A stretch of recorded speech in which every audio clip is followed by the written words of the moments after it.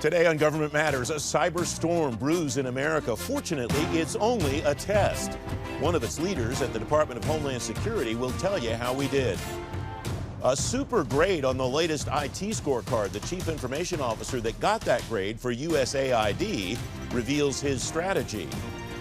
And Cloud Smart comes to Customs and Border Protection, its veteran IT leader, on how he's moving the agency forward.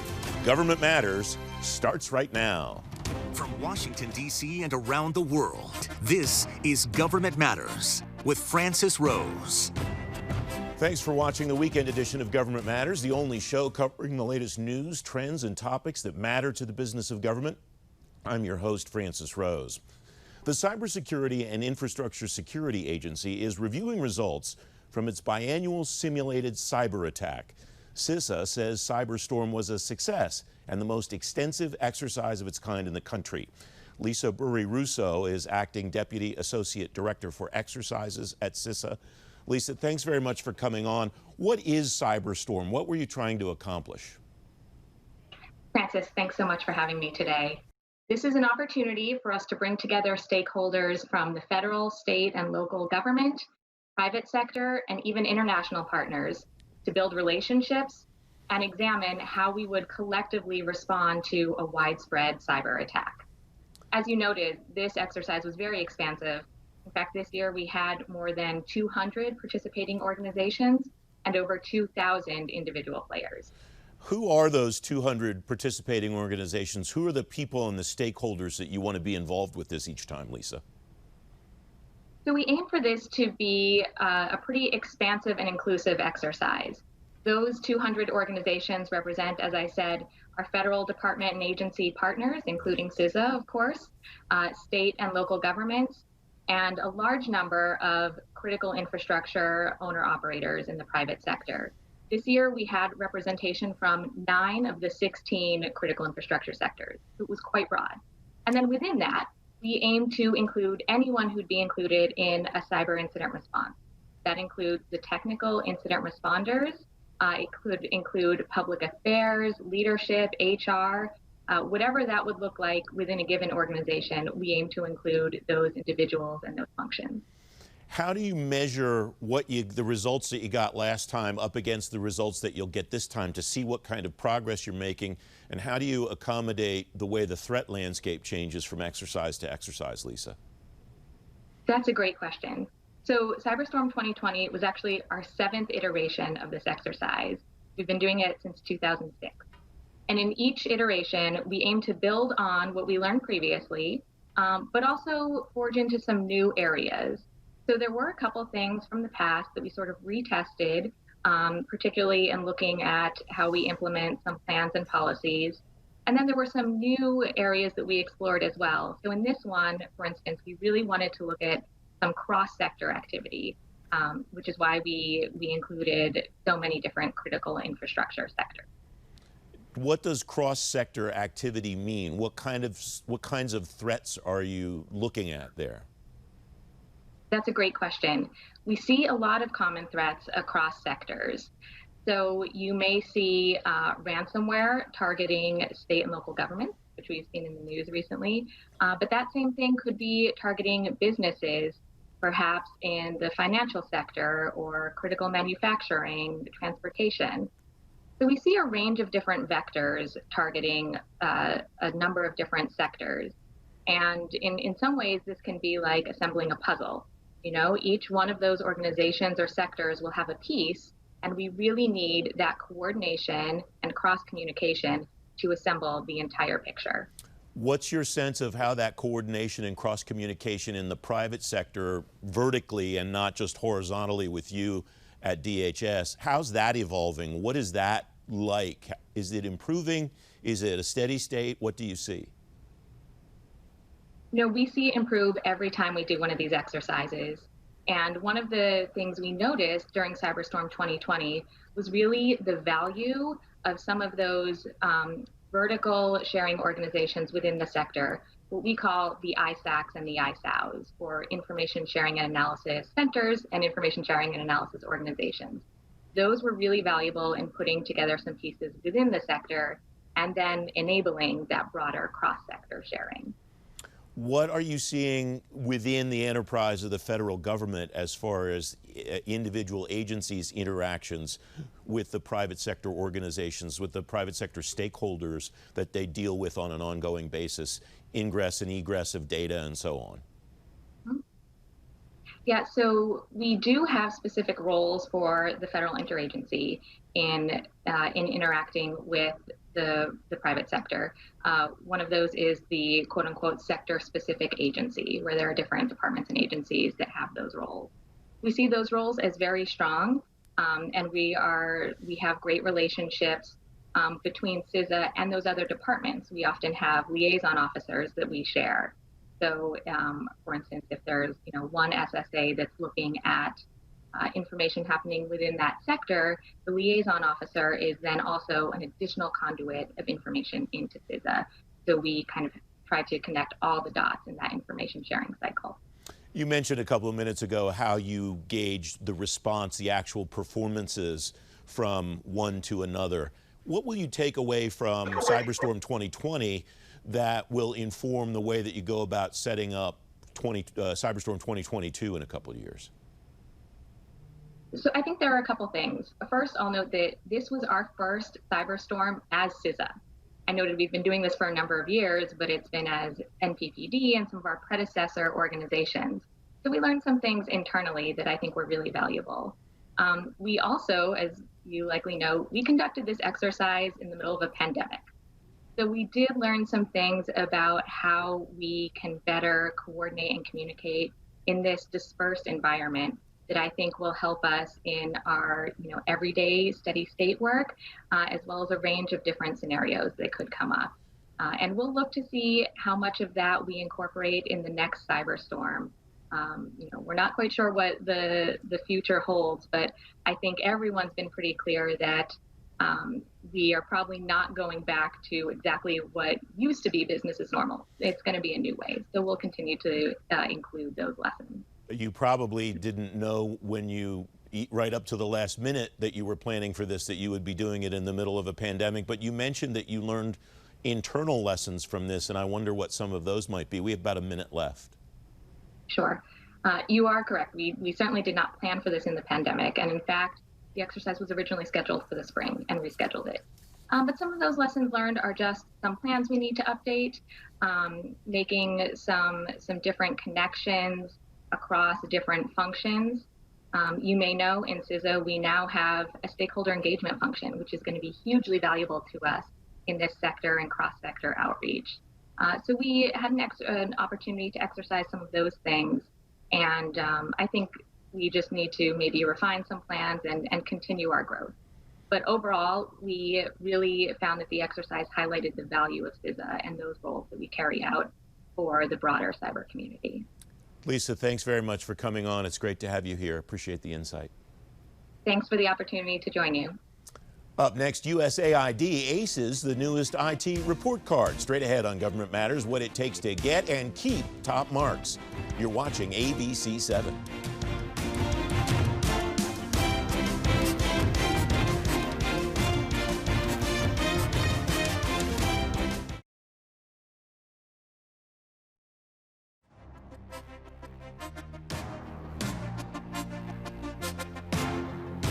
Welcome back. The U.S. Agency for International Development's one of the only agencies with an A rating on the latest Federal IT Acquisition Reform Act scorecard.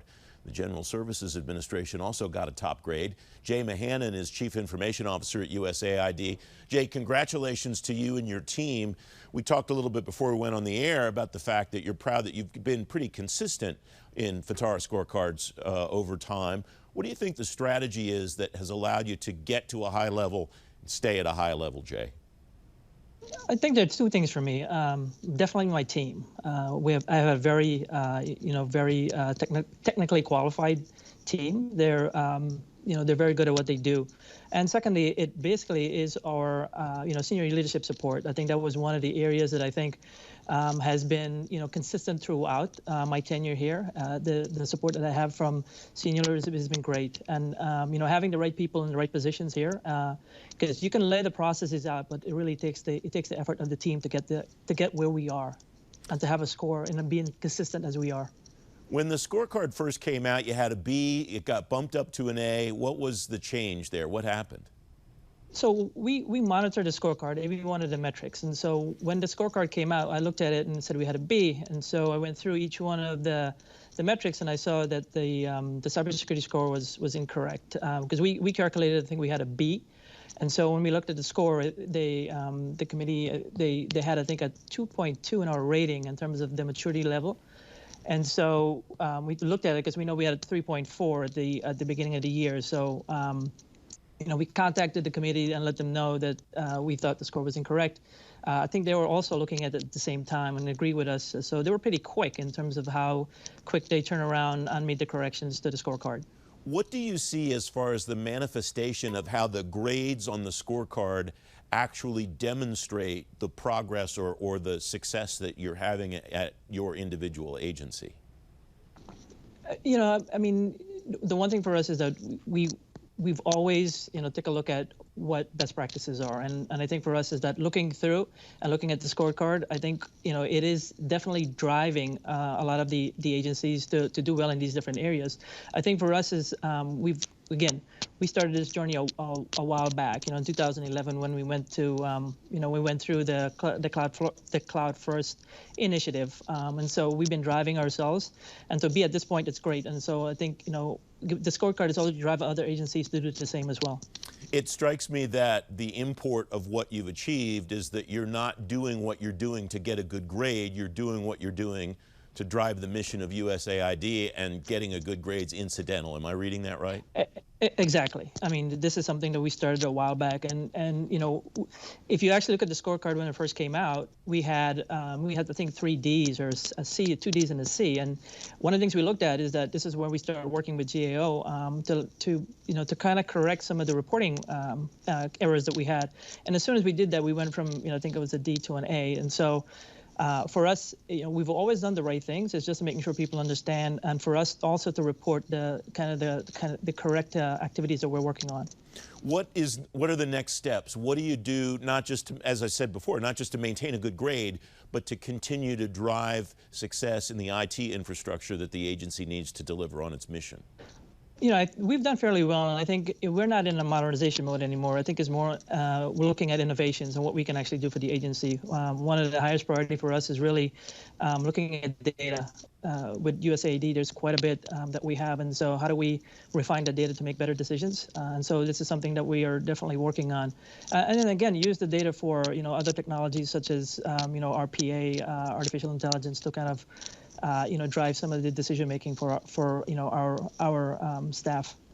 What do you think was the turning point for you to get from the modernization phase to the innovation phase? Because that's a corner that a lot of agencies haven't turned yet.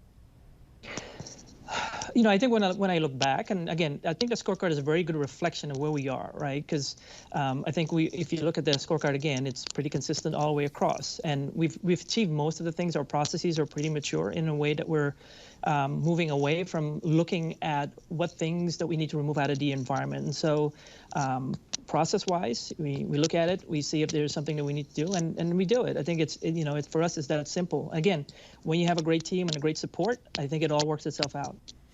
What would you like to see, if anything, as far as the way that you're graded, or agencies in general are graded moving forward? There's always talk about how to evolve the scorecard. Does that matter to you, or are you going to worry about that, or just deal with the way it comes?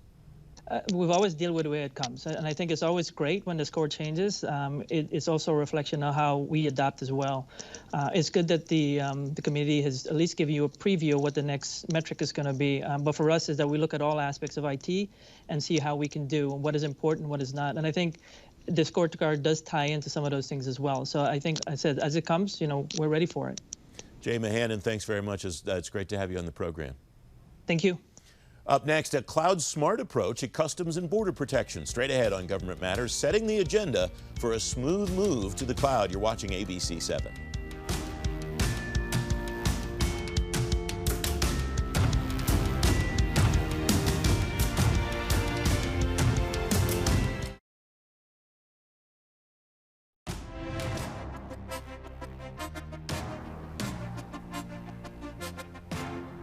Customs and Border Protection will put out a solicitation contract for cloud management and integration in the coming years. It's the latest of a series of modernization projects aimed at getting CBP to a cloud smart strategy. Sonny Bhagowalia is Acting Assistant Commissioner and Chief Information Officer at CBP inside the Department of Homeland Security. Sonny, welcome. It's great to see you. You're a veteran of this kind of stuff all across government. What does the state of cloud migration look like to you enterprise-wide, not just within CBP? Good morning, Francis. Good to see you. And I think the current state of cloud migration is really impressive in terms of what the government has done. And since we started this journey in 2009, seems like, well, it's a decade ago. And I think there's a lot of new solutions that are tailored to government that are coming into the equation, and we're able to keep our data and systems secure. And there's just a lot of activity going on in there in terms of, what was started with cloud and FedRAMP and security, cloud security, and then looking at data and so on and so forth. We've also had, I think, the government leaders and also industry has provided more solutions that are tailored to government, which sort of has improved the confidence that we have in terms of, what solutions we can leverage. I think government leaders have also had time to plan ahead in budgeting and contracting, for cloud-based services, which usually, as you know, require lead time and 2 years for budgeting cycles. And then obviously our acquisition, we still are working on agile acquisition, but as you can just imagine, we're making a lot of progress there as well, but some work to do. We're also seeing much more collaboration amongst government agencies where we can leverage interagency agreements and contracting that allows us to deploy faster solutions, which would otherwise be difficult to procure. And even in the light of COVID, we're seeing now quite an array of responses where the government has really adopted and is very comfortable with leveraging cloud-based solutions. We ourselves have used and scaled to like all 65,000 of our employees able to do this, sort of work from anywhere, anytime. And so therefore, I think as people are struggling to mobilize their workforce and maintain these mission priorities, they're expediting their cloud journey. So I think that has sort of been an impetus. And I think in FY 2020, I was tracking that we did some research for your show, by the way. So we're tracking to spend about $7.1 billion on the White House Cloud Smart strategy that came out in FY 19. And so now all those, journeys to the cloud are getting expedited. And so I think compared to the contract obligations, $5.9 billion in infrastructure, platform, and software as a service, I think things are increasing and improving. So I think the overall prognosis is good and more to do. Obviously, 7.1 billion over 80 billion, still some ways to go, but I think prognosis is good. And, we're not tracking everything in there. Are you taking an application by application approach at CBP to your cloud transition, or are you looking at it enterprise-wide? I know some agencies are doing some of each. Yeah, we're looking at both. We're doing app rationalization that, in sort of, we've seen somewhat a slow start at first, but the app rationalization also requires that, we are making sure that, what are some of the applications that are ready to go to the cloud, sort of in bucket one. And bucket two is with a few modification, commercial off the shelf, we can make some adjustments. We go into that. And then they're monolithic application. As you might well imagine, we have some high-value assets that are sort of national systems, which have some customization. So these are not something you can buy off the shelf. So they require a little bit more thought. But with the Cloud Smart, we acknowledge that there's not really a one-size-fits-all. We have to have some flexibility and making sure what's really works for us. So there's a combination of on-premise footprints and also operational resiliency, because at the end of the day, mission resiliency comes first because we are a 24/7 operation. And so, but we have also implemented innovative ways that we have like 30 to 40 teams that are deploying in solutions in increments. So Sec DevOps and all the other stuff that is required, it can be done in the cloud, and we have a cloud pipeline and so on and so forth. And I think, also OMB has given some guidelines to us to hire more talent that is sort of able to leverage some of the cyber and data disciplines and leverage some of those things to get cloud talent, if you would. So I think this Cloud Smart has really sort of taken us towards this new consumption-based model. I think most of the agencies are doing a hybrid multi-cloud strategy, and we're certainly working to transition from sort of a data center ops to service delivery. But I think overall, our app rationalization. I think we had something like 286 apps or so, somewhere in there, and 86, we've already sort of migrated already. Sonny, we have about a minute left, and my last question is more philosophical than tactical. Your major positions in government have been as the CIO at Interior, CIO at Treasury Department, as the enterprise-wide CIO. How is working at a component-level CIO shop different than leading an enterprise-wide organization? Well, first of all, it's great to have Karen Evans in DHS, so we've all sort of experienced each other. I think she's a tremendous leader. I think the experience is that in the department level, a lot of policy, and then what you have to do at the department level ops. And then in component level, it's all ops with a lot of mission frontline stuff that you have to be very vigilant and resilient and really move quite rapidly. So I think it's a tremendous experience, but having done both, it's a good balance and keeps you young and energetic, I guess. Sonny Bhagowalia, thanks very much. It's great to see you. Thank you, Francis, and have a great day. Be safe. Don't forget, if you missed an episode of Government Matters, you can find it on our website, govmatters.tv, and you get a preview of every newscast by signing up for our daily program guide. You just text Gov Matters to the number 22828. I'm back in 2 minutes.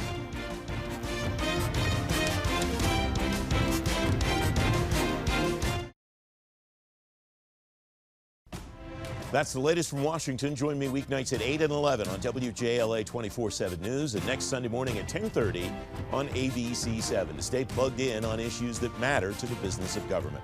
Thanks for watching. I'm Francis Rose.